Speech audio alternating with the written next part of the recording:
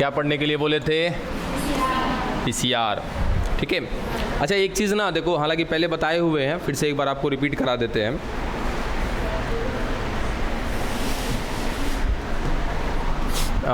शुरुआत हमने कहाँ से किया था कि सर क्या करने वाले हैं, डीएनए का कहीं ना कहीं पृथक्करण करने वाले, डीएनए का सेपरेशन करने वाले हैं। ठीक है। अब डीएनए निकालना इतना भी आसान तो है नहीं। हमने क्या किया था सर, परखनली लिया, और परखनली लेने के बाद इसमें क्या डाल दिया था हमने, कोई कोशिका डाला था जिसके अंदर का क्या करना था, हमको डीएनए निकालना था। और आपको कहानी पता है कि क्या करोगे आप सर, वो सारा का सारा एंजाइम डाल देंगे जिससे रिलेटेड कहीं ना कहीं कंपाउंड मिल रहे हैं, कहाँ पर, इस कोशिका के अंदर, और सिवाय किसके नहीं डालेंगे, डीएनएज के। ठीक है सर, क्या हो चुका होगा, सब कुछ यहाँ पे गल जाएगा, सब कुछ डाइजेस्ट हो जाएगा, केवल क्या रह जाएगा यहाँ पर, डीएनए रह जाएगा। अब वो डीएनए आपको दिखेगा क्या, नहीं दिखेगा। तो उसके लिए हम क्या करते हैं, फिर आपको बात बताए थे ना कि क्या करते हैं, फिर हम लोग चिल्ड इथेनॉल का इस्तेमाल करते हैं। याद है ये कहानी बहुत पहले बता चुके हैं हम लोग कि अब इसी परखनली में हम क्या डालने वाले हैं, इथेनॉल डालने वाले हैं।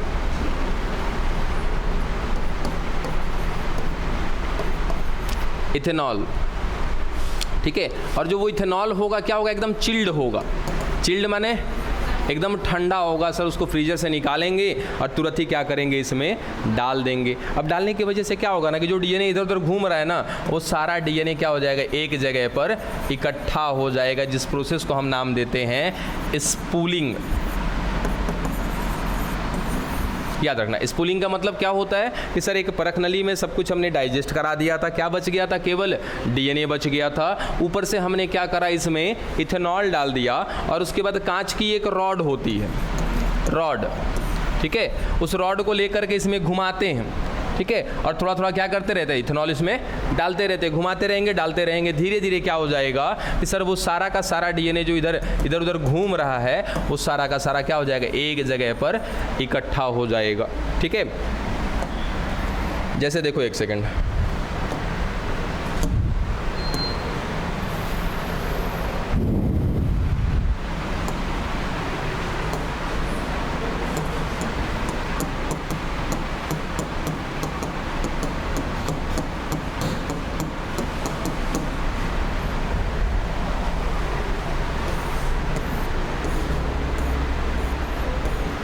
अरे क्या आ गया जी, ये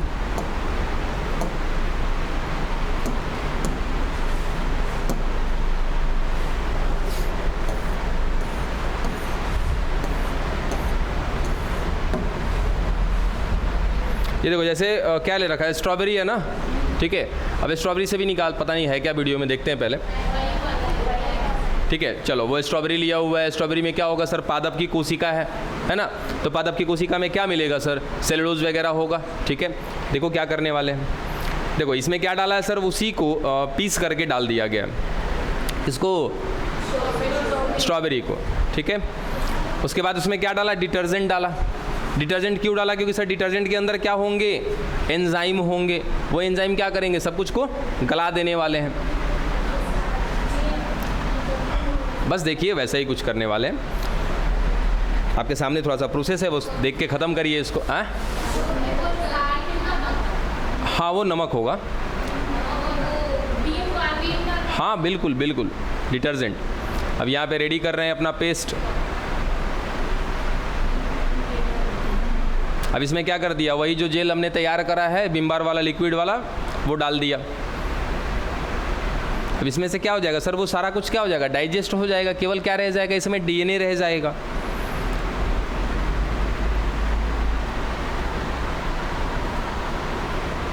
अब उसको छान लेंगे फिर हम लोग।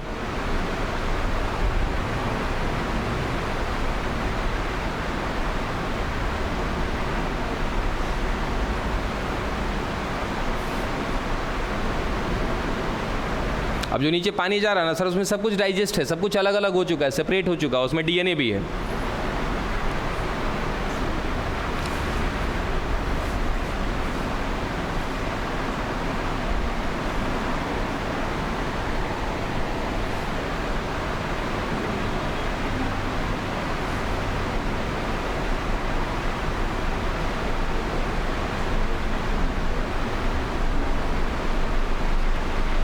अब देखिए क्या हो रहा है, स्पूलिंग किया जा रहा है।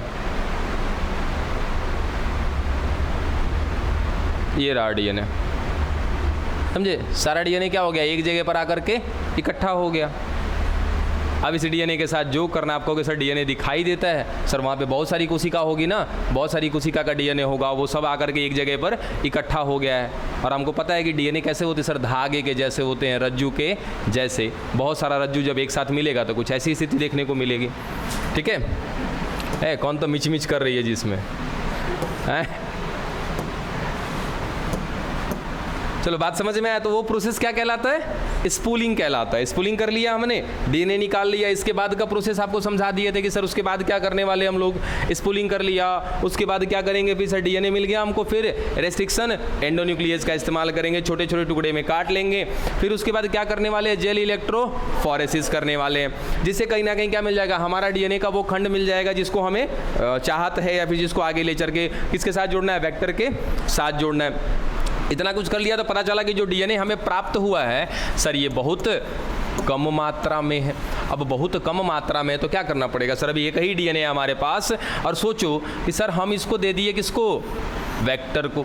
एक ही डीएनए हमारे पास है, वो हम दे दिए वेक्टर को, वेक्टर ले लिया ही नहीं, तब तो मेरा पूरा मेहनत पीछे का क्या हो जाएगा, बेकार हो जाएगा। तो उसके लिए क्या करेंगे सर, हमारे पास एक है ना, कोई नहीं है सर, इसकी हम 1000 कॉपी बना सकते हैं, 10,000 कॉपी बना सकते हैं, करोड़ों बना सकते हैं, जितना मन चाहे उतना बना सकते हैं। अब उसके लिए जो टेक्निक है कि डीएनए की कम मात्रा को बढ़ाने के लिए, या फिर उसको क्या कहते हैं, डीएनए सिंथेसिस बोलते हैं। ठीक है, आर्टिफिशियल तरीके से डीएनए का संश्लेषण करने के लिए, सिंथेसिस करने के लिए जो प्रोसेस है उसका नाम क्या है, पीसीआर। आइए समझिएगा पीसीआर का मतलब क्या होता है बच्चा। अच्छा, पढ़ने के लिए तो बोला था, पढ़ाया हुआ भी है ना, एक बार जरा देख लेते हैं। बताओ तो बच्चे जल्दी, ज़्यादा लोगों से नहीं पूछेंगे, समय बहुत कम है अपने पास। पीसीआर 3 चरणों में होता है, जल्दी फटाफट बताइए। हैं, बैठ जाओ, खामखा हम समय बर्बाद कर रहे हैं। ठीक है, आपको याद होगा लेकिन समय कम है। चलिए बैठिए। विकृतीकरण, इसको बोलते हैं डीनेचुरेशन। अच्छा, इससे पहले एक चीज ये देखो कि सर पीसीआर करने के लिए हमारे पास क्या क्या चीजें होनी चाहिए।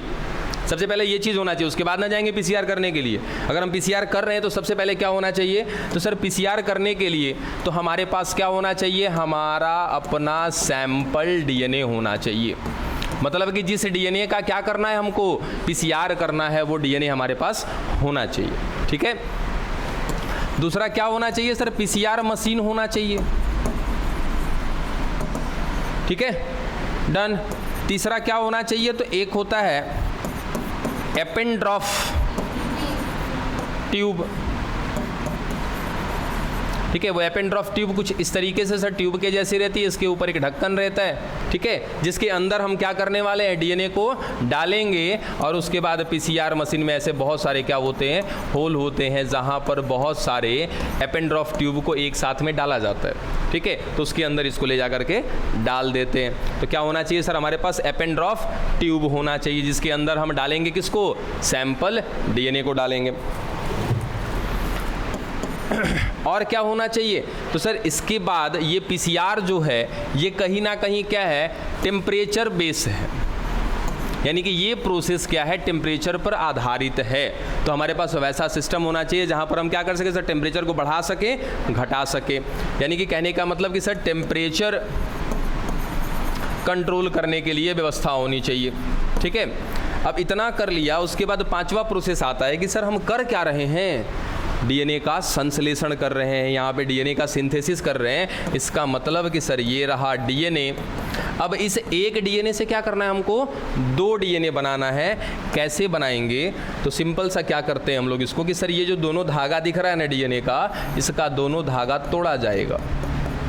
ये लो, एक धागा इधर चला गया और एक धागा इधर चला गया। सर दोनों धागे को क्या कर दिया हमने, अलग कर दिया। यहाँ पर दोनों धागे क्या थे, जुड़े हुए थे, यहाँ पर क्या हो गए, अलग हो गए। सर ये सिस्टम हमने पढ़ा हुआ है, रेप्लिकेशन पढ़ा हुआ है। ऐसा करने के लिए जिम्मेदार था एक एंजाइम, कौन था वो, हेलिकेज। याद है कि सर दो रज्जुओं के बीच में कौन होता है? हाइड्रोजन बॉन्ड होता है। ये कौन है सर? ये है हाइड्रोजन बॉन्ड। और यदि हमारे शरीर में रेप्लिकेशन होता है तो इसको कराने के लिए एक एंजाइम है जिसका नाम है हेलिकेज। वो हेलिकेज इंटर करता है और इंटर करने के लिए एक और एंजाइम जिम्मेदार है, कौन? टोपोआइसोमेरेज। वो टोपोआइसोमेरेज लोकेशन बना करके देगा किसको? हेलिकेज को। हेलिकेज वहां से घुसेगा, क्या करेगा सर? हाइड्रोजन बॉन्ड तोड़ता जाएगा और ये डीएनए को कुछ इस तरीके से खोलता जाता है, ऐसे सर एक चिप मेथड की तरह, मतलब जैसे चैन आपका खुलता है ना, उस तरीके से ये डीएनए आपका खुलता जाएगा। सर ये प्रोसेस तो हमारे बॉडी में होता है ना? वो हेलिकेज हमारे शरीर से बाहर काम नहीं करेगा। जबकि पीसीआर कहाँ करा रहे हैं सर? तो बाहर करा रहे हैं, लैब में करा रहे हैं ना। तब हम इसको क्या करेंगे? तो इसे हाइड्रोजन बॉन्ड को तोड़ने के लिए किसका हेल्प लिया जाएगा बच्चा? टेम्परेचर का हेल्प लिया जाएगा। जैसे जैसे धीरे धीरे तापमान बढ़ाते जाएंगे, एक प्रॉपर टेम्परेचर पर जा करके ये डीएनए के दोनों धागों के बीच में बना हुआ जो हाइड्रोजन बॉन्ड है वो क्या हो जाएगा? टूट जाएगा, दोनों धागे अलग हो जाएंगे। सर अलग हो गए, चलो माना कैसे हमने किया वो अभी बात करेंगे जब हम पीसीआर पढ़ाएंगे। तो फिलहाल कि सर हमने क्या किया? अलग कर दिया। अब अलग करने के बाद क्या करेंगे? तो याद है किसी को प्राइमर?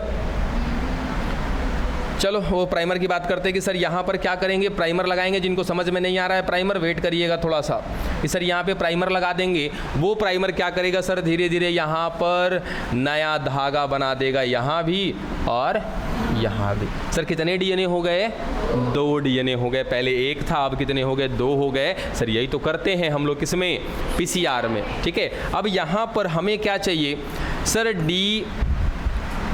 एक और चीज़ चाहिए हमें, क्योंकि आपको वहाँ भी पढ़ाया था तो बताया था हमने वहाँ पर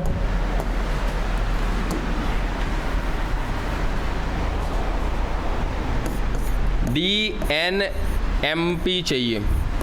याद है किसी को? डीऑक्सी न्यूक्लियोटाइड मोनोफॉस्फेट चाहिए, है ना? जबकि हमारे बॉडी में जब काम होता है उस समय क्या मिलता है? हमारे न्यूक्लियस में DNTP मिलता है, डीऑक्सी न्यूक्लियोटाइड ट्राईफॉस्फेट। वहाँ से एक एक फॉस्फेट को हटाते हैं, एनर्जी रिलीज होता है, उसी एनर्जी का इस्तेमाल करते हैं इन न्यूक्लियोटाइड्स को जोड़ने के लिए। किन किन को ये समझ में नहीं आ रहा है ये न्यूक्लियोटाइड वाली बात? ईमानदारी से हाथ उठाओगे? ईमानदारी से ये DNTP DNMP वाली बात जिनको समझ में नहीं आ रही है, अरे ईमानदारी से हाथ तो उठाओ। हमारा क्या नुकसान जाएगा बाबू? है ईमानदारी मतलब ईमानदारी। हाथ उठाने में कोनो कंजूसी ना होना चाहिए। इधर समझ में आया पक्का? ये DNMP समझ में आ रहा है? अरे बोलो पक्का? तेंदू को DNMP का नाम बताओ, पूरा नाम बताओ। हाँ बैठ जाओ, कायदे से बता दे रहे हैं हम। तो लोग का ना एक होगा कि मूड़ी धके रेतना चाहिए हमको, एकदम छोड़ने लायक तो लोग काम ही नहीं करता है, सब पढ़ता है आगे से या पीछे से, सफा वाली बात है? अच्छा कोई बात नहीं है सर, हमको कहा चाहिए DNMP चाहिए। ठीक है चलो वो भी कहानी बता देंगे, आज पीसीआर पे काम चलेगा। ई बायोटेक आज खत्म हो सकता था, एक तो पहले आप लोग लेट आए, मात्र 1-2 टॉपिक और रह गया हमको बायोटेक में। ये पीसीआर पढ़ा हुआ है, हम चाहते तो नहीं पढ़ाते और आगे चल जाते हम लोग। बस 1-2 प्रोसेस देखना था, काम खत्म हो जाता। TI प्लाज्मिड आपको पढ़ाते, प्रोसेस खत्म। TI प्लाज्मिड के बाद क्या कराना है सर? बायो रिएक्टर पढ़ाना है। बायो रिएक्टर मतलब 5 मिनट का गेम है, खाली पिक्चर दिखाएंगे काम हो जाएगा, कुछ है ये नहीं है उसमें। मतलब आज ये बायोटेक खत्म था, बायोटेक पूरा नहीं खत्म है, ये बायोटेक का ये चैप्टर खत्म हो जाएगा। इसके बाद आपका क्या है? एप्लीकेशन है, यानी कि बायोटेक का कहाँ पे उपयोग करेंगे ये अगले चैप्टर में। तो अगला चैप्टर शुरू करते हैं हम लोग। ये चैप्टर तो खत्म हो जाता। इस चैप्टर में क्या है सर? सिद्धांत पढ़ रहे हैं, प्रिंसिपल्स पढ़ रहे हैं, तरीके पढ़ रहे हैं। अब उन तरीकों का इस्तेमाल कैसे करेंगे वो अगले चैप्टर में आपका ये खत्म हो जाता। लेकिन आप लोग बहुत पीछे कर देते हैं हम। सुबह आप लोग का नहीं करेंगे बाबू, पॉसिबल नहीं हो रहा है, क्योंकि फर्स्ट ईयर का प्रेशर आ रहा है क्लास का। तो फर्स्ट ईयर वाले का कहीं ना कहीं कुछ बच्चे कन्या मध्य विद्यालय से हैं, कुछ बच्चे यहाँ के हैं, टाइमिंग को लेकर के बड़ा लोचा चल रहा है। तो देखते हैं कुछ ना कुछ तो करेंगे, कुछ ना कुछ तो करेंगे, डिस्कशन करेंगे। फिलहाल यहाँ देखो, छोड़ो हटाओ फालतू का। अरे बाबा चुप रहो सब। हमको सबसे बड़ा टेंशन हो जाता है जिस दिन हम पढ़ाते नहीं हैं, सबसे बड़ा प्रॉब्लम हो जाता है हमारे साथ। लगता है ना कि अंदर से कीड़ा एक दौड़ रहा है कि आज पढ़ाए का ही नहीं। चलो डिस्कस करते हैं, आने दीजिए। आज वैसे भी लेट है ना आप लोग, यहाँ के बाद तो क्लासेज है नहीं ना। हाँ तो बैठो बच्चों, तब क्या टेंशन हो सर, फर्स्ट ईयर वाला भी सब बैठेगा आके। आज टाइम में डिस्कस करेंगे उन लोग के साथ भी और आपके साथ भी, ठीक है, डन, बातें बन। चलो यहाँ पे सर हमको आगे क्या चाहिए, DNMP चाहिए। चलो इतना कुछ का सर रिक्वायरमेंट है हमें काम को करने के लिए, ठीक है। अब आइए प्रोसेस समझते हैं। पहले एक चीज़ ज़रा नोटिस करना, जिनको नहीं चीज़ जानकारी है वो ज़रा ध्यान से देखिए कि सर ये DNA, ठीक है। अब इससे भी पहले एक बात बताओ कि सर ये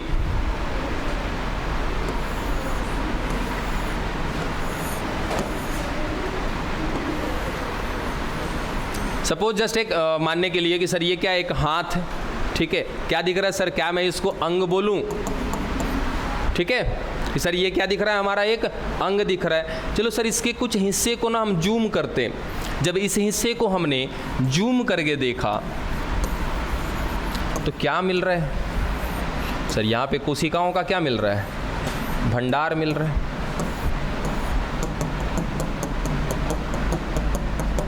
क्या यहाँ के स्ट्रक्चर में और यहाँ के स्ट्रक्चर में अंतर हो गया क्या सर? हमने क्या किया, इसको बहुत ज़्यादा जूम किया है तो जाकर के ये सब कुछ देखने को मिला हमें, ठीक। वैसे ही कहानी यहाँ पे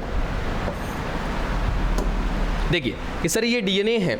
जब हम इसको बहुत ज़्यादा जूम करेंगे ना तब जाकर के पता चलता है कि DNA का स्ट्रक्चर क्या होता है। तो कुछ ये इस तरीके से दिखाई देता है, फॉस्फेट, शुगर, नाइट्रोजन बेस,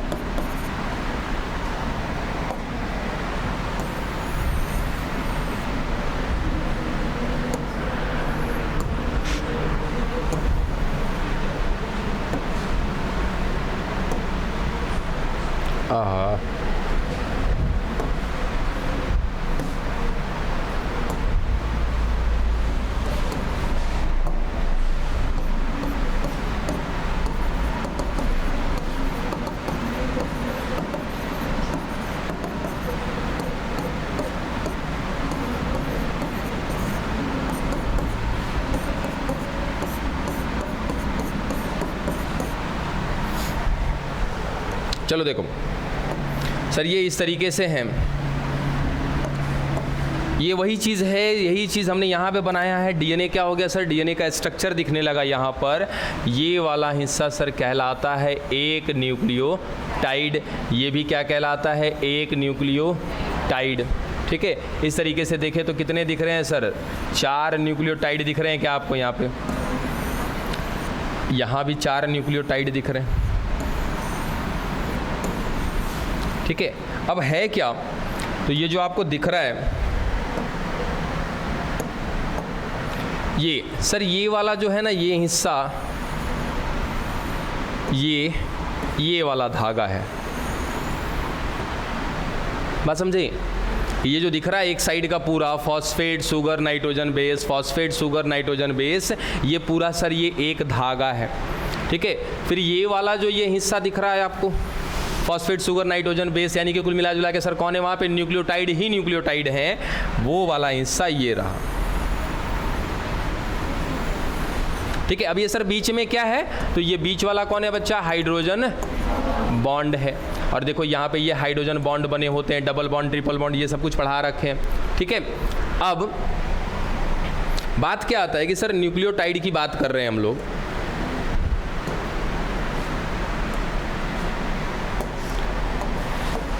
अब देखो कि सर हुआ क्या ना कि एक DNA है हमारे पास, और इस DNA में हमने क्या किया कि सर इसका हाइड्रोजन बॉन्ड तोड़ दिया। अब हाइड्रोजन बॉन्ड तोड़ने के बाद क्या हो गया सर, ये दोनों धागे क्या हो गए, अलग हो गए, ये लीजिए अलग हो गए। बतियाओ बतियाओ, ऐसे ही बतियाओ, कोनो पकड़ में आ गया ना तो फिर समझ रहे हो सब, बतियाओ सब बढ़िया से। लोग नटा ही दबाना बाकी रह गया, एक तो बताता कुछ नहीं है सब, और जब हम कितनों मन से पढ़ा रहे होते उसके बाद भी यही दशा रहता है। अब इससे पहले आपने क्या देखा था कि सर ये जो डीएनए है, अगर मैं थोड़े समय के लिए यहाँ पे लिखूँ कि सर ये फॉस्फेट है, ये शुगर है, और फिर यहाँ पे कौन है, नाइट्रोजन बेस है। ठीक है, अब इससे पहले आपने क्या देखा था कि सर ये जो डीएनए का धागा जो बन रहा है, एक न्यूक्लियोटाइड के सामने क्या है, दूसरा न्यूक्लियोटाइड है। यानी कि सर ये वाला हिस्सा अगर मैं कहूँ कि एक न्यूक्लियोटाइड है तो इसके सामने भी क्या होना चाहिए, एक न्यूक्लियोटाइड होना चाहिए। सर ये डीएनए का धागा और ये ऐसे इतने पे अटका हुआ है इस तरीके से। सर एक न्यूक्लियोटाइड यहाँ पर है, एक न्यूक्लियोटाइड यहाँ पर है, एक न्यूक्लियोटाइड यहाँ है, एक न्यूक्लियोटाइड यहाँ है। सर यहाँ पे एक न्यूक्लियोटाइड है लेकिन इसके सामने वाला नहीं है, फिर यहाँ भी है, इसके सामने वाला भी नहीं है। कुछ इसी तरीके से कहानी आगे बढ़ने वाली है। ठीक है ना।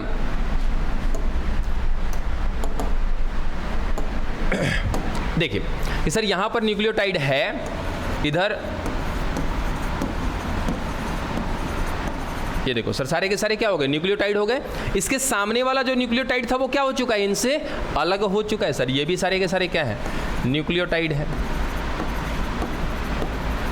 अब क्या करना है सर, कुछ नहीं करना है, दोनों धागा तो अलग ही हमने जानबूझ के किया है ना। अब क्या करेंगे सर, इसके सामने एक और न्यूक्लियोटाइड ला करके जोड़ देंगे, जोड़ देंगे, फिर ये आगे बढ़ जाएगा। फिर एक न्यूक्लियोटाइड लाकर जोड़ेंगे, सर ये जुड़ता चला जाएगा, फिर जुड़ा, फिर न्यूक्लियोटाइड, फिर जुड़ा, फिर न्यूक्लियोटाइड, फिर जुड़ा। क्या धागा बनता जा रहा है क्या? धागा कैसे बन रहा है सर, न्यूक्लियोटाइड के जोड़ने से बन रहा है। ठीक है, अब न्यूक्लियोटाइड आपको पढ़ा रखा है हमने कि सर न्यूक्लियोटाइड क्या है, तो उसको समझने के लिए सिंपल सा था कि सर चार चीज़ आपको याद करनी है, एडेनिन, ग्वानिन, साइटोसिन, थाइमिन। ये चारों के चारों कौन है, नाइट्रोजन क्षार हैं। एडेनिन हमेशा जुड़ेगा किससे, थाइमिन के साथ। ग्वानिन हमेशा साइटोसिन, साइटोसिन हमेशा ग्वानिन, थाइमिन हमेशा एडेनिन। ठीक है ना। अब सर ये थाइमिन या फिर ये चारों की बात कर रहे हैं सर, ये अगर शुगर के साथ जुड़ जाए और इनका शुगर फिर किसके साथ जुड़ जाए, फॉस्फेट के साथ जुड़ जाए, इस तरीके से हो गया। तो अब ये क्या कहलाएगा सर, एक न्यूक्लियोटाइड कहलाएगा। कौन सा न्यूक्लियोटाइड कहलाएगा, deoxy thymidine monophosphate, deoxy cytidine monophosphate, deoxy guanosine monophosphate, deoxy adenosine monophosphate. ये भी कहानी याद है सर। मान लिया जाए कि यहाँ पर क्या मिल रहा है, तो यहाँ पर मिल रहा है एक फॉस्फेट, एक शुगर और इसके साथ मिल रहा है एडेनिन। अब खुद से बताओ बाबू कि अगर एडेनिन वाला न्यूक्लियोटाइड है तो इसके सामने कौन आना चाहिए, थाइमिडीन वाला न्यूक्लियोटाइड आना चाहिए। और यही बात तो हमने यहाँ पर लिखी है कि हमको इस पीसीआर को करने के लिए क्या चाहिए, डीएनएमपी चाहिए। और डीएनएमपी की संख्या कितनी है हमारे पास, 4 है। कौन कौन सर, थाइमिडीन वाला, साइटिडीन वाला, ग्वानिन वाला और एडेनिन वाला। बस अब काम को शुरू कर देते हैं। अब देखिए जो आपका पीसीआर का चरण है वो 4 चरण में है। सबसे पहला जिसको हम लोग कहते हैं, अरे 4 चरण बोल दिए का, कोई बात नहीं, चौथा अपने से आ गया है, विकृतीकरण, इसको क्या बोलते हैं, डीनेचुरेशन। ठीक है। अब पहले ही बोले कि सर जो पीसीआर है वो क्या है, टेम्परेचर बेस आपका प्रैक्टिकल है एक तरीके से। आप ऐसा कहें सर ऐसा प्रोसेस है जो टेम्परेचर पर ही हो सकता है। और डीनेचुरेशन जो है, कितने, डीनेचुरेशन का मतलब क्या होता है सर, किसी को बिगाड़ना। किसको बिगाड़ना, डीएनए की संरचना को बिगाड़ना। मतलब कि सर इसके बीच में मिल रहा है ये हाइड्रोजन बॉन्ड, इस हाइड्रोजन बॉन्ड को तोड़ के क्या करना है, अलग करना है। कितने टेम्परेचर पर अलग करते हैं भाई, 94 डिग्री सेल्सियस पर। सर सबसे पहले हम क्या करेंगे, अपने डीएनए को एक ऐसे स्टेट में लेकर के जाएंगे जहां पर टेम्परेचर कितना होगा, 94। जैसे ही हम ऐसा काम करेंगे बच्चा, इसके बीच का ये हाइड्रोजन बॉन्ड का हो जाएगा, टूट गया। ठीक है। तो हाइड्रोजन बॉन्ड का तोड़ना वो प्रोसेस क्या कहलाता है, विकृतीकरण कहलाता है, डीनेचुरेशन कहलाता है। डन। चलो सर पहला काम तो कर लिया कि हमने डीएनए के दोनों धागे को अलग कर लिया, अलग हो गया। अब क्या करना है सर, यहाँ पर जाहिर सी बात है कि कोई ना कोई क्या होगा, न्यूक्लियोटाइड होगा। सिंपल सा एग्जांपल ले लेते हैं कि सर यहाँ पे इस बार फॉस्फेट है, शुगर है और ग्वानिन मिल रहा है, यानी कि यहाँ पे कौन मिल रहा है, डीऑक्सी ग्वानोसिन मोनोफॉस्फेट। अब आगे कहाँ मिलना चाहिए सर, डीऑक्सी साइटिडिन मोनोफॉस्फेट। लेकिन यहाँ पे कहानी ऐसी नहीं होती है, हमको क्या करना पड़ता है सर, एक प्राइमर लगाना पड़ता है, ठीक है। वो प्राइमर लगाने से क्या फ़ायदा होगा कि उसको देख करके डीएनए आगे बढ़ेगा। अच्छा, दिमाग में जिनके ना जाए ना, सीधा सीधा समझ लेना सर वही काम करेंगे, यहाँ पे ला करके न्यूक्लियोटाइड को ही लगाएंगे, और जिनका दिमाग ट्रिगर कर रहा है इस पर, वो ध्यान दीजिएगा क्या कि सर एक छोटा सा डीएनए का धागा लगाते हैं। अब इससे फ़ायदा क्या होगा, आइडिया मिल जाएगा इस डीएनए को आगे काम करने के लिए। जैसे यहाँ पे ग्वानिन वाला है तो ऑटोमेटिक यहाँ पे कौन आ जाएगा सर, फॉस्फेट, शुगर और साइटोसिन वाला। यहाँ पर अगर एडेनिन वाला है तो यहाँ पर कौन, थाइमिन, यहाँ पे थाइमिन तो एडेनिन। एक आइडिया मिल गया ना, ठीक है।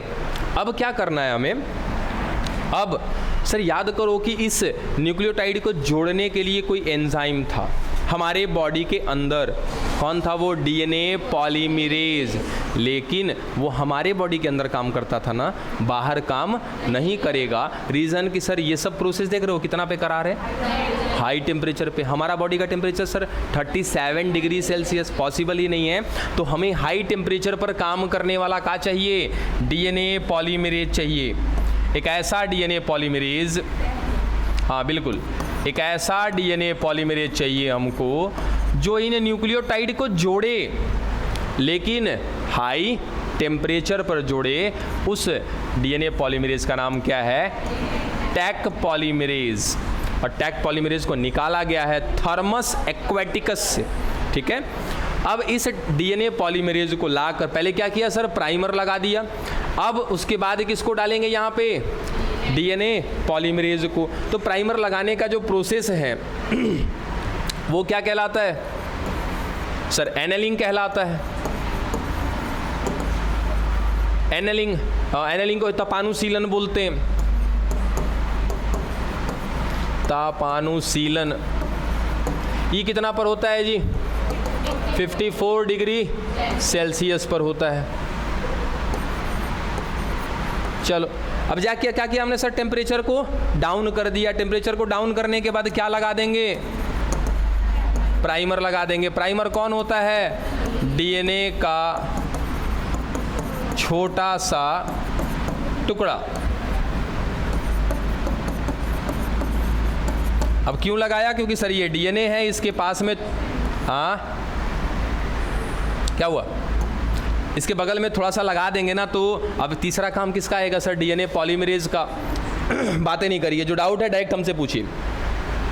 यहाँ प्राइमर लगा दिया, अब इसको देख करके यहाँ डीएनए पर आइडिया मिल गया कि क्या करना है सर, एक के सामने दूसरे को जोड़ना है। अब तीसरा प्रोसेस जो होता है वो होता है क्या बच्चा, एक्सटेंशन, जिसको हिंदी में क्या बोलते हैं, प्रसार बोलते हैं। और ये प्रसार कितना पर होता है, 72 डिग्री सेल्सियस पर। क्या कहानी हो चुकी है सर, ये डीएनए, इस पर हमने एक छोटा सा धागा लगा दिया है। अब तीसरे प्रोसेस में प्रसार मतलब इसको फैलाना है। फैलाने के लिए कि सर एक न्यूक्लियोटाइड के सामने दूसरा न्यूक्लियोटाइड ला करके जोड़ना है। इसके लिए कौन जिम्मेदार होगा, टैक डीएनए पॉलीमरेज। अब टैक डीएनए पॉलीमरेज जैसे ही इस डीएनए के पास जाएगा, देखते ही समझ जाएगा कि थाइमिन के सामने एडेनिन को जोड़ना है, एडेनिन के सामने थाइमिन को, ग्वानिन के सामने साइटोसिन को, साइटोसिन के सामने ग्वानिन को। ये देख के उसको आइडिया मिल गया। और हम इसको क्या दे रखे हैं सर, यहीं पर ये सब कुछ कहाँ होगा, एक परख नली के अंदर। कहाँ पर सर, एपेंड्रॉफ ट्यूब के अंदर हो रहा है। उस एपेंड्रॉफ ट्यूब में हमने क्या डाला हुआ है, डीएएमपी, डीजीएमपी, डीसीएमपी, डीटीएमपी। लीजिए सर, हमने तो ये चारों का चारों चीज़ डाल रखा है, सब कुछ इसमें डाल रखा है। अब यहाँ पर मान लिया जाए कि सर ये सब कुछ जोड़ दिया, चलो सी यहाँ पे जी वापस कर देते हैं, यहाँ टी, यहाँ ए। अब सर अगला जो है वो है सी। देखो ध्यान से, अगला यहाँ पे क्या है, सी है। तो सी है, इसका मतलब इसको पढ़ेंगे तो क्या कहेंगे, डीऑक्सी साइटिडिन मोनोफॉस्फेट। अब जब साइटिडिन आ रहा है उसके सामने कौन आएगा सर, ग्वानिन आएगा। इसी परख नली के अंदर देखो ग्वानिन वाला है क्या, सर डीऑक्सी ग्वानोसिन मोनोफॉस्फेट है तुरंते टैग पॉलीमरेज इसको पकड़ेगा और पकड़ के लाके यहाँ पर जोड़ देगा। देखो सर डीएनए का प्रसार हो गया कि नहीं हो गया, फैल गया कि नहीं फैल गया। फिर अगला मान लीजिए कि सर थाइमिन मिल रहा है, तो थाइमिन के सामने किसको लाना चाहिए, एडेनिन को। तुरंत टैग पॉलीमरेज क्या करेगा सर, डीऑक्सी एडिनोसिन मोनोफॉस्फेट को उठाएगा और ला करके यहाँ पर जोड़ देगा। सर देखो बढ़ता जा रहा है ना, यही प्रोसेस क्या कहलाता है बच्चा, आपका पीसीआर। और ये पीसीआर ऑप्शनल है, किसके लिए, बायोटेक के लिए। जैसे आपका कि सर मैथ हमने लिया है तो बायोलॉजी क्या है, ऑप्शनल है, आप लेना चाहे तो लीजिए, ना लेना चाहे तो ना लीजिए। वैसे ही ये जो पीसीआर अभी हमने पढ़ा, ये पीसीआर ऑप्शनल है। सर हमने डीएनए निकाल लिया, डीएनए को काट लिया, काटने के बाद पता चला कि मात्रा बहुत ज़्यादा है, तो क्या जरूरत है पीसीआर करने का। अगर मात्रा कम होगा, अमाउंट कम होगा तो पीसीआर करेंगे, और नहीं होगा तो नहीं करेंगे। तो ये अपने मुताबिक करना होगा। चलो सर पीसीआर हमने कर लिया या नहीं किया वो तो हमारा मैटर है। फाइनल हम वापस कहाँ पर आ जाते हैं सर, अपने टॉपिक पर आ जाते हैं कि हमारे पास कौन है सर, हमारा सेलेक्टिव डीएनए है। अब क्या करना है, इसको जोड़ना है सर, किसके साथ जोड़ना है, वेक्टर के साथ जोड़ना है। ये कहानी हमको पहले से पता है सर। जिस तरीके से इस डीएनए को जिस रेस्ट्रिक्शन एंडोन्यूक्लियस से काटे होंगे, उसी रेस्ट्रिक्शन एंडोन्यूक्लियस से किसको काटे होंगे, हम वेक्टर को भी काटे होंगे। अब अगले प्रोसेस में क्या करेंगे सर, यहाँ डाल देंगे क्या, डीएनए लाइगेज डाल देंगे। और डीएनए लाइगेज डालते ही जो भी चिपचिपा सिरा होगा, उस चिपचिपे सिरे पर ले जा करके हमारे इस वांछित डीएनए को या सेलेक्टिव जीन को, सेलेक्टिव डीएनए को उठा करके वेक्टर के साथ जोड़ देगा। कौन, डीएनए लाइगेज। फाइनली क्या सर कंडीशन आएगा, दो कंडीशन आएगा कि हो सकता है कि हमारे वेक्टर के साथ हमारा जीन जुड़ा है या नहीं जुड़ा है। मतलब कि या तो अभी भी ये प्लाज्मिड के रूप में है, या तो अभी ये प्लाज्मिड क्या बन चुका है, आर डीएनए बन चुका है। यही दोनों में से कोई ना कोई सिचुएशन आएगा ना। तो वो भी पता करने का तरीका हमारे पास है। कौन सा तरीका है सर, सेलेक्टेबल मार्कर। वो सेलेक्टेबल मार्कर से भी हमने पता कर लिया। फाइनली हम सीधा सीधा ये कहते हैं कि सर हमने सब कुछ कर लिया, हमने क्या बना लिया, आर डीएनए। यहां तक की कहानी में किसी को कोई दिक्कत नहीं है ना, आर डीएनए बनाएगा ना, सभी का बना है ना, सभी का आर डीएनए। किसका किसका नहीं बना है, चेक किए सेलेक्टेबल मार्कर से, बना कि नहीं बना। अगर कोनो सेलेक्टेबल मार्कर पूछे तो बता दोगे ना।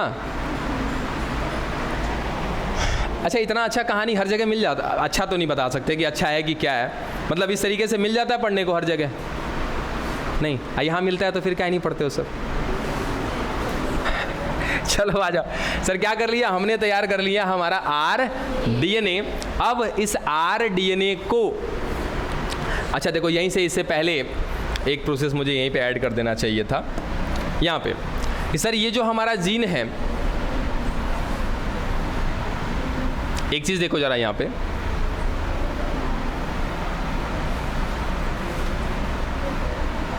देखो सर ये जो जीन है इसको कहाँ भेजना है सर, हमको होस्ट के पास भेजना है, तभी तो जाके ये होस्ट में काम करेगा ना। ठीक है, यहाँ देखो अब होस्ट में भेजने के लिए दो मेथड है हमारे पास सर, पहला और पुराना मेथड। पहला या पुराना मेथड कौन है, वेक्टर के साथ भेजना, ये पुराना तरीका है या पहला तरीका है, जो कि आज से, जैसे आज एडवांस टेक्नोलॉजी हो गया, अब हम डायरेक्ट भेज सकते हैं। जब आज एडवांस नहीं थे हम लोग, आज से पहले की बात करें तो उस समय किसका हेल्प लिया जाता था, वेक्टर का हेल्प लिया जाता था। तो ये प्रोसेस क्या कहलाता है सर, ये कहलाता है इनडायरेक्ट मेथड। ये बता चुके हैं आप लोग को, इनडायरेक्ट मेथड। और दूसरा एक तरीका क्या है कि सर हम सब कुछ करिए लिए हैं, हमारे पास हमारा सेलेक्टिव जीन है, ये है, इसको डायरेक्ट भेज देंगे किसके पास, होस्ट सेल के पास। तो डायरेक्ट पढ़ेंगे बाद में, डायरेक्ट में 4-5 मेथड है, हालांकि आपके एनसीईआरटी में नहीं है, फिर भी आपको पढ़ा देंगे। फिलहाल पढ़ते हैं कौन सा हम लोग, ये वेक्टर वाला। क्या आ गया सर कि वेक्टर के साथ हमने जोड़ दिया, क्या बना लिया अपना आर डीएनए। अब इसको कहाँ पर भेजना है, होस्ट सेल में भेजना है, जिसको हम क्या बोलते हैं, परपोसी कोशिका। ले समझे। अब एक सवाल और आता है कि सर ये परपोसी कोशिका कौन कौन हो सकती है, हम किसमें किसमें भेज सकते हैं, तो हो सकता है सर हम किसी जंतु की कोशिका में भेजें, हो सकता है कि किसी पादप की कोशिका में भेजें, या ये भी हो सकता है कि सर हम किसी जीवाणु में ही भेज दें, किसी बैक्टीरिया में ही भेज दें। हमको तो काम कराने से मतलब है ना।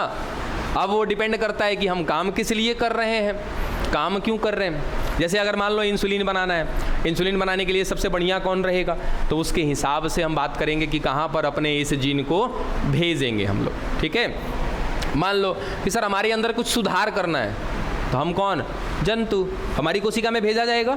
तो हमारी कोशिका में अगर भेजा जाएगा तो इस RDNA का मतलब क्या है सर, दो चीज़, हमारा जीन और प्लस कौन, वेक्टर। सुनना, ये कहानी बदल जाएगी, यहाँ से पूरा का पूरा सिचुएशन चेंज हो जाएगा। RDNA का मतलब सर हमारा जीन और प्लस वेक्टर। ठीक है, इसी का मतलब क्या है, RDNA। अब सवाल ये है कि सर जीन तो वही रहेगा, जीन तो नहीं बदलने वाला, लेकिन ये जो परपोषी कोशिका है, जो होस्ट है, हर होस्ट के लिए वेक्टर अलग अलग होता है। बात समझे, हर होस्ट के लिए वेक्टर क्या होगा, अलग अलग। सर जीन तो जिसको हमने चुन लिया उसको चुन लिया, ठीक है, लेकिन अगर मुझे उस जीन को कहाँ भेजना है, जंतु की कोशिका में, उस समय वेक्टर अलग लेंगे। पादप में भेजना है, अलग वेक्टर लेंगे। बैक्टीरिया में भेजना है, अलग वेक्टर लेंगे। तो वो डिपेंड करता है सिचुएशन के अकॉर्डिंग। चलिए पढ़ते हैं किसको हम लोग, वेक्टर को। सिंपल सा अगर हम कहें, टाइम कितना हो रहा है, एक लोग जाओ पीछे, जितने भी अच्छा 5 मिनट और रुक जाओ, तब तक आ रहा है, सबको आने दो। सिंपल से बात करते हैं कि सर अभी हम फिलहाल जो होस्ट देख रहे हैं वो होस्ट कौन, बैक्टीरिया। चलिए बात करते हैं कि सर बैक्टीरिया में कैसे भेजेंगे। ठीक है, बैक्टीरिया में क्या भेजना है सर हमको, ये होस्ट है, इसके अंदर हमको किसको भेजना है, हमारे जीन को भेजना है। तो इसके लिए कौन सा वेक्टर इस्तेमाल करेंगे हम लोग, बात समझ में आ रहा है कि सर इस बैक्टीरिया के लिए कौन सा वेक्टर का इस्तेमाल करेंगे, बताइए कौन सा वेक्टर का इस्तेमाल करेंगे।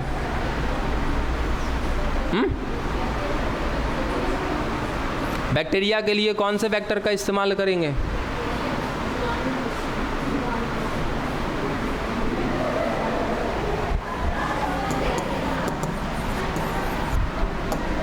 समझ में आया क्या किया है ना, पढ़ना इसको। ठीक है, बाकी आते हैं किसमें, पादप में। समझे, बात समझ में आ रहा क्या बोले, उसको पढ़ लेना। पादप वाला पढ़ो कि प्लांट में कैसे भेजेंगे। पीछे से आवाज आ रहा है बच्चा, आवाज नहीं करिए, सुनमो नहीं करेगा ये सब। चलो देखो फटाफट इसको समझना। पहले भेजने का काम नहीं बता रहे हैं, एक कहानी बता रहे हैं, उसको सुनिएगा और ये सोच करके सुनिएगा कि सर बायोटेक माने कुछ नहीं होता है, बायोटेक हम लोग नहीं जानते हैं कि बायोटेक में करते क्या है, ये सब कुछ भूल करके एक कहानी बता रहे हैं, सुनना। सर एक पादप की बात कर रहे, कौन से पादप की, जैसे टमाटर हो गया, सूरजमुखी हो गया। ठीक है, चल इन सब में क्या होता है कि सर ये पौधा, ये इसका जड़, ठीक है, अब उस पौधे का वो भाग जहाँ पर तना और जड़ एक दूसरे से मिलता है, दिख रहा है क्या वो, कि सर यहाँ पे तना भी मिल रहा है ये वाला और ये जड़ भी मिल रहा है, जहाँ पर दोनों जुड़ रहे होते हैं आपस में ना, इस भाग को कहते हैं क्राउन। बायोटेक दूर रख के बात कर रहे हैं ना, सिंपल सा एक कहानी पढ़ रहे हैं कि सर एक पादप है, उस पादप का वो हिस्सा जहाँ पे तना और जड़ जुड़ा हुआ है, उस भाग को क्या कहते हैं, क्राउन कहते हैं। ठीक है, अब ये पादप कहाँ पे है सर, मिट्टी में है ना। ठीक है, क्या मिट्टी के अंदर बैक्टीरिया होता है क्या, 100% सर बताए हुए हैं कि उसमें इतना बैक्टीरिया है कि ये को चम्मच अगर खाली मिट्टी उठा लिए उसमें इतना बैक्टीरिया होगा कि पूरे संसार में हमारी जनसंख्या नहीं होगी उतनी, उस एक चम्मच मिट्टी में उतना बैक्टीरिया है। ठीक है, अब क्या कि सर यहाँ पर बैक्टीरिया मिल रहे हैं और यहाँ पर एक ना खतरनाक बैक्टीरिया मिल रहा है जिसका नाम है एग्रो बैक्टीरियम ट्यूमिफेसियन। एग्रोबैक्टीरियम ट्यूमीफेसियन नामक एक बैक्टीरिया मिल रहा है। तनिए को जाके पीछे तनी कहीं कहो, शांत रहेगा, जल्दी जल्दी जा पीछे से, बबलू उठ के जा भाई, जाके बोल तनी शांति बना के रखो 5-10 मिनट तक। बोलो आज क्लास लेट से स्टार्ट होगा आप लोग का।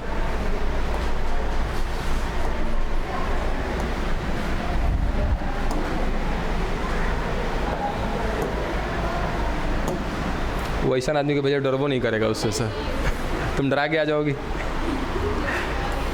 शांति बना के रखो जी पीछे। चलो सर, ये है एग्रोबैक्टीरियम ट्यूमीफेसियन। ठीक है, देखना जरा इसको क्या क्या चीज़ है इसके अंदर। सर बैक्टीरिया के अंदर हमको पता है ना कि क्या होता है, इसका अपना मुख्य आनुवांशिक पदार्थ होता है। ठीक है कि सर ये इसका क्या है, मेन जेनेटिकल मटेरियल है। ठीक है, इसके अलावा सर मिल रहा है एक्स्ट्रा जेनेटिक मटेरियल, जिसको नाम देते हैं हम लोग प्लाज्मिड। ये कहानी बता रखी है आपको। ठीक है, और ये प्लाज्मिड किसका है, एग्रोबैक्टीरियम ट्यूमीफेसियन का है, इसीलिए इसका नाम क्या है, TI प्लाज्मिड।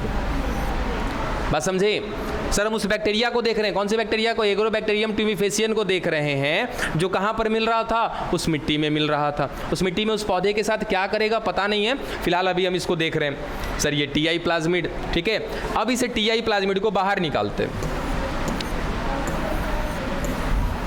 सर हो गया ये TI प्लाज्मिड। TI प्लाज्मिड में ज़्यादा तो नहीं, लेकिन 2 चीज़ जरूर याद रखना कि सर इसमें 2 चीज़ें हैं। हालांकि बहुत सारा जीन है सर, प्लाज्मिड है तो जीन होगा ना, इसमें बहुत सारा जीन है, लेकिन एक को खाली जीन को, 2 जीन को खाली याद रखना आप सभी लोग।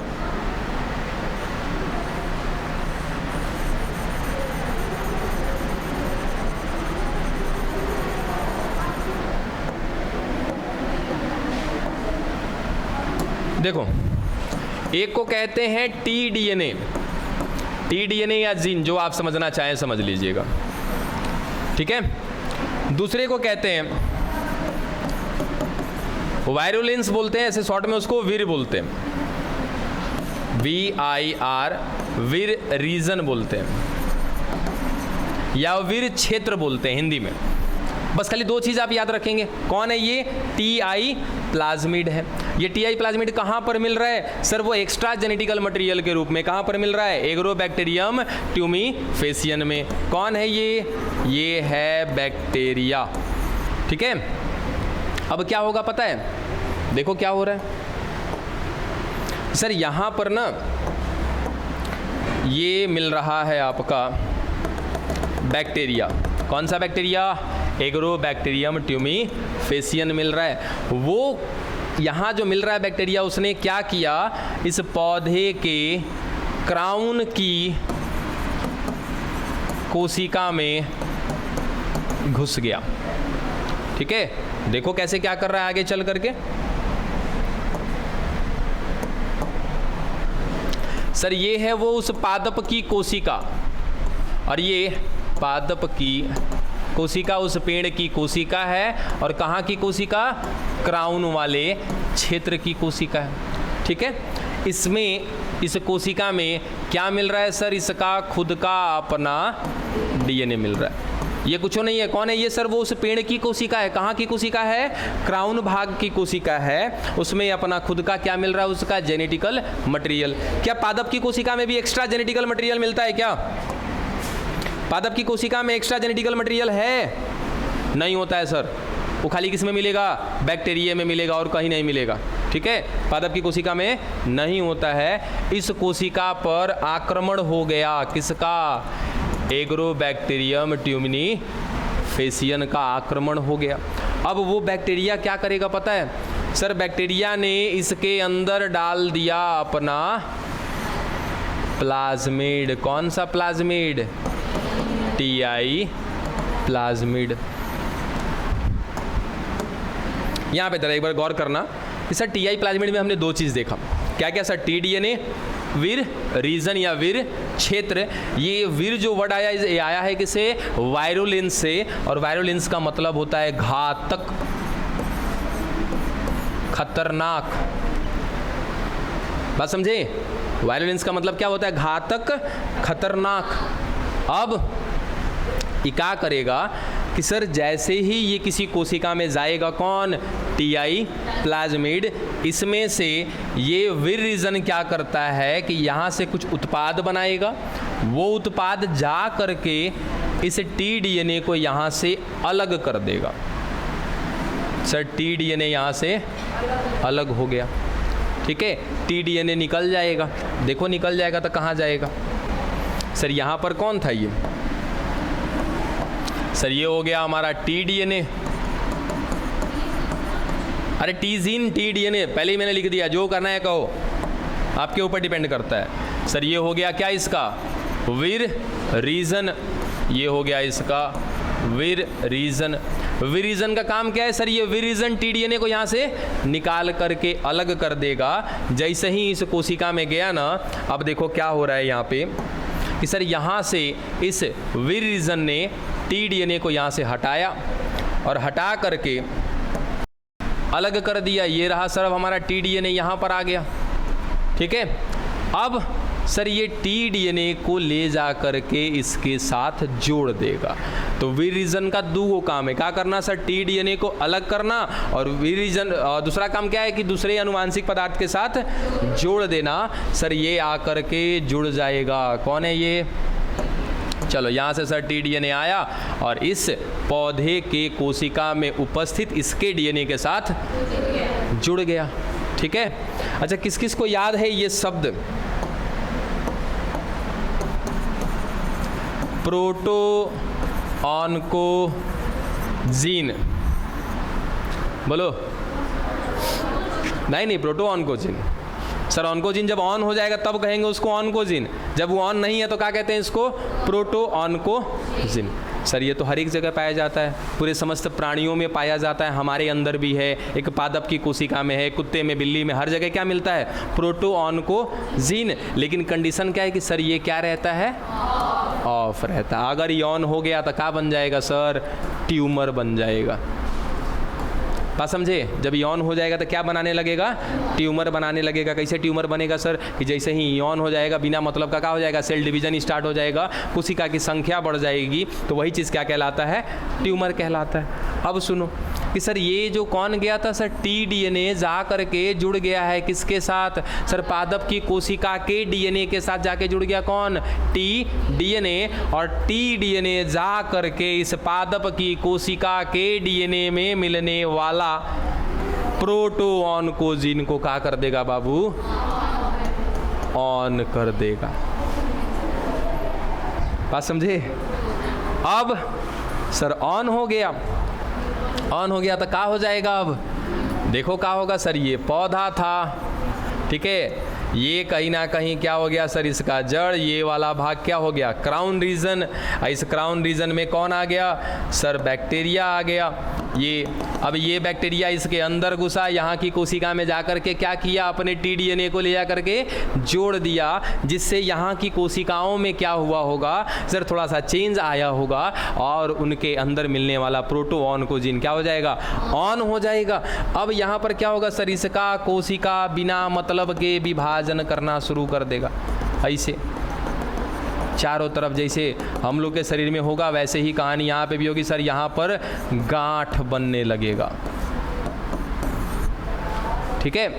उस पौधे में क्या बनने लगेगा? गांठ, क्योंकि सर कोशिका की संख्या बढ़ेगी तो वो फैलेगा ना वहाँ पे, ठीक है। उसको कहते हैं क्राउन गॉल बोलते हैं, क्राउन गॉल। अब सर ये तो चलो एक हमने कहानी पढ़ी, हाँ वही एरिया में होगा, क्योंकि ये क्राउन भाग को ही नुकसान पहुँचाता है, ठीक है। अब इसी चीज़ का फ़ायदा उठाएंगे हम। जैसे टीआई प्लाज्मिड में सर क्या पढ़ा हमने? दो चीज़, एगो है विरीजन, एगो है टीडीएनए। विरीजन क्या करता है सर? टीडीएनए को हटाता है और ले जाके दूसरे के साथ जोड़ देता है। अब सोचो, तनिक दिमाग लगाओ कि सर यदि हम इस टीआई प्लाज्मिड के साथ कुछ ऐसा करें, अब इसके आगे की कहानी कल बताएंगे, बाकी फिलहाल यहाँ पे सोच देख लेते हैं कि सर ये वाला भाग है टीडीएनए और ये वाला भाग है हमारा विरीजन, रीज़न क्या कर रहे हैं पता चल गया ना। अगर हम ऐसा कुछ कर दें कि सर टी-डीएनए का लोकेशन तो वही है लेकिन वहाँ पर टी-डीएनए नहीं है, वहाँ पर मिल रहा है सर हमारा डीएनए। अगर हम इस प्लाज्मिड के उस हिस्से में ले जा करके अपने जीन को जोड़ दें जिस जगह पे कौन रहता था, टी-डीएनए। इस बात का जानकारी तो हमको है, वीर को जानकारी है का नहीं ना। ये तो समझेगा कि कौन है वहाँ पे, टी-डीएनए। आई उठाएगा इसको यहाँ से निकालेगा ले जा करके तो पादप में चल जाएगा ना हमारा जीन। चलो इसको और डिस्कस करेंगे हम लोग कल। फिलहाल जा करके सबको बुलाओ तो जरा।